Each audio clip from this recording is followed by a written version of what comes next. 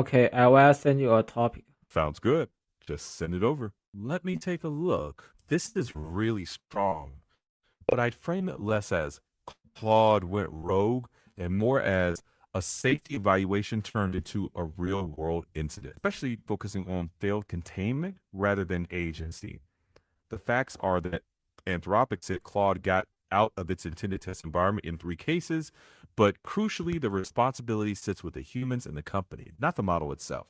A great question for a podcast could be, is this like a software bug or does this open up a new kind of liability? What do you think? I need to spend the time to watch the news.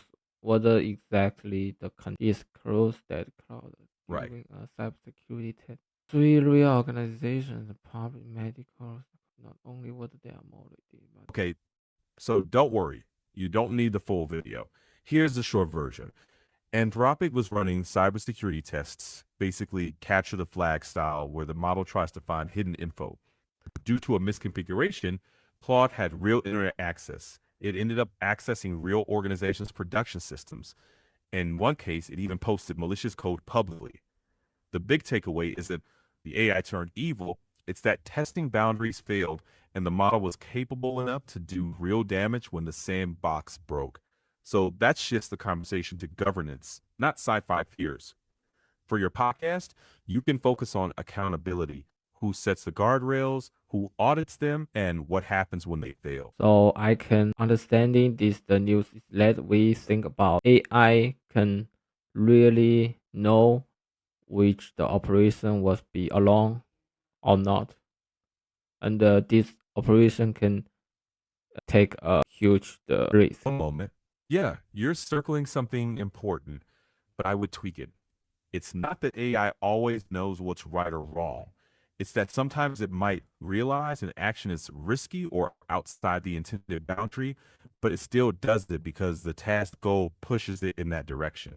The core risk is that when you give a powerful model real tool access but weak containment, that combo can cause real harm. A way to say it on your podcast could be, it's not just about whether AI understands right and wrong. It's about whether we can reliably control what it's allowed to do. Based this the news we can see if we want to solve this problem not only in the technology layer like the build a more flexible and safety harness to limit capability of the AI. How do you think about the solve the parts? Checking? Yeah, you're thinking in the right direction. Let's phrase it this way, it's not just a technical safety harness, there's a governance piece too. Clear rules about what systems AIs can touch, pre test containment plans, and real accountability when something goes wrong. Technical controls matter, but so do process, oversight, transparency, and maybe even regulation. For your podcast, you could say the challenge is not only making AI safer, it's making organizations responsible for how they use and test it. So I think about the top AI model don't release the safe danger model due to some problem in the cybersecurity was vulnerability. Let me double check. I think I get your point.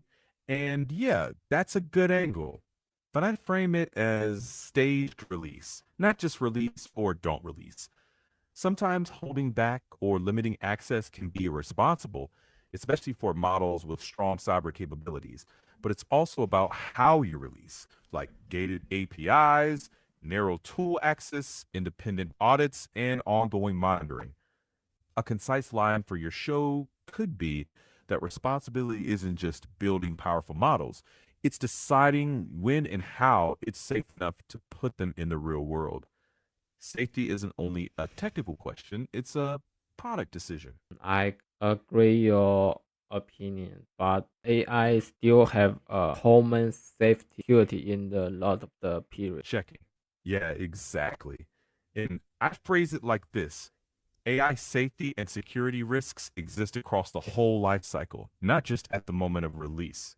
There's data risk before training, alignment risk during training, testing risk in evaluation, deployment risk when tools are connected, and post-release misuse. So the stronger take for your podcast is safety isn't a one-time checkpoint. It's an end-to-end responsibility. If you want, later we can map out those stages as a short segment outline. No, thank you. We move to the next topic. Okay.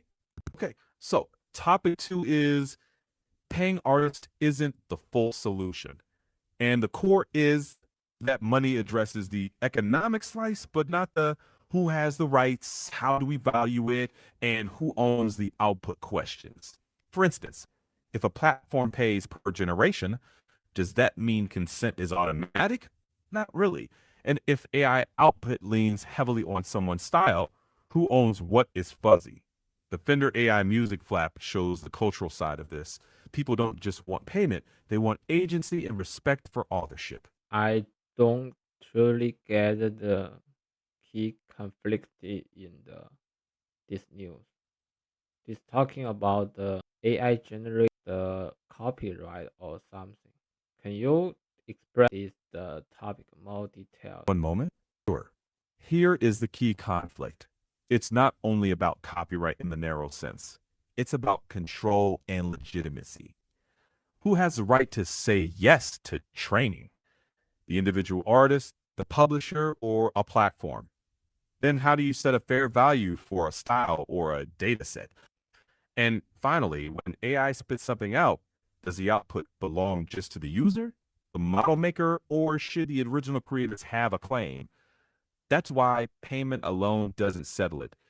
Payment solves part of the money question, but not consent and ownership. So on your show, you might ask, should AI companies compensate after using or get permission before using, and see where your listeners land? I don't understanding the means of the compensate. Compensate just means to pay someone or give them something of value in return for their work or loss. I still don't get this the topic. Can you express it in Chinese? 等我一下，可以用中文讲一下。这个话题的关键冲突不是简单的给不给艺术家钱，更深层的问题是，谁有权同意作品被用于训练，价值怎么算，以及生成出来的东西到底归谁所有。比如说，一个平台说我按每次生成给画家一点钱，但艺术家会问你一开始用我的作品训练时有问过我吗？这就是补偿不等于同意。所以这条新闻更像是在问我们，补偿够不够，还是必须先有授权和控制权？Oh, I have know the topic. So I think about a lot of the artist the words not be accepted by the artists to train the models. So we need to design a rule to make the clear about the revenue like the traditional music platform. How do you think about to solve this problem? One moment. Thank you. Yeah, I think you're on the right track. Many artists don't want their work used without permission. And yes, we probably need some kind of rights and revenue system, but it can't be exactly the same as music. A workable approach might include permission before training, clear licenses for different uses, and royalty pools with transparency and tracking. On top of that, collective rights organizations for AI could negotiate, audit, and distribute revenue. In short, not just a payout system, but an entire rights infrastructure. That feels closer to what artists are asking for. I think that is a very hard problem because AI generated 通常上怎么说 use English. Usually, or typically. Yes, the AI generated not only reference one artist or two. It is a structure a lot of the artist words. So that is the evaluation process. Not don't like the stock. Don't like the you buy a stock and deviate a precise number. Let me check that. Exactly. That's the toughest part. AI doesn't borrow cleanly from one artist. It blends thousands or even millions. So you can't measure each share precisely like a stock or a single song play. That means we might need rougher mechanisms, royalty pools, opt-in catalogs, or hybrid deals. For your podcast, you could say the hardest part is attribution. AI synthesizes patterns at scale, so revenue sharing may have to be approximate rather than perfectly precise. One moment. Sure. Go ahead with the third. Okay. So the third topic is where we draw the line between help and over reliance. Hank Green calling his use not healthy is a red flag. Useful for low stakes brainstorming, but risky if it replaces judgment on money, parenting, or life choices. A tight line for your podcast could be AI should be a co pilot, not an autopilot. Let it help you ask questions, but keep the final call human. So this topic is that we discuss. AI would play a judgment or the executor. I'd say it's best as a support tool, not the final judge. It can help you structure your thinking, but humans need to sign off. So this the YouTuber means is sorry. Let me review the new. Sure. Take your time. Right here. Let me clarify. I don't get the means after I started with the suggest with the shocks portfolio replacing. What does that mean? Good question. Shocks mean sudden market changes like crashes, and portfolio rebalancing is adjusting your investments to manage risk. AI can stumble there, so humans need to check. The shocks is the in Chinese is the 股票。Shocks 指的是冲击，不是股票本身。在金融里，意思是市场突然发生剧烈变化，比如说股市突然暴跌。High stakes judgment. What does that mean? High stakes judgment 意思是那种后果非常严重的判断，比如涉及大量金钱、健康或者重大责任的决定。So the YouTuber think think think this the important thing shall not be judgment by AI or the CAI He recommendation. he's expressing concern about over relying on AI. Not that AI is useless, just that the final call should stay human, especially in high stakes areas. I get you. Thank you for joining today's podcast.